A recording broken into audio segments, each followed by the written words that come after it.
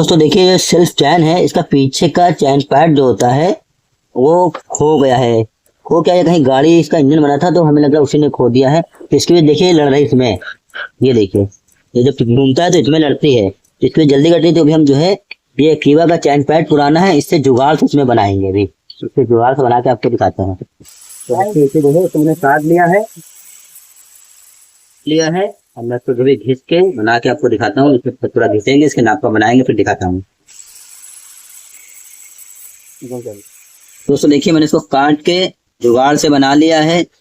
और ये कभी आपके पास आपका भी ये खो जाए या न टूट जाए तो इमरजेंसी में जुगाड़ बना के लगा सकते हैं। देखिए इसको एकदम इधर से पतला कर ले, इधर से पतला करना बहुत जरूरी होगा, नहीं तो जाएगा नहीं इसके अंदर। देखिए इधर से पतला कर लिया और इसको फिर बाद में जो है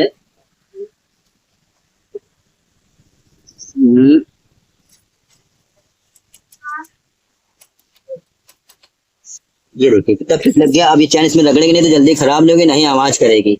और ऐसे जानकारी अच्छी लगी हो तो चैनल को सब्सक्राइब करें और लाइक करें।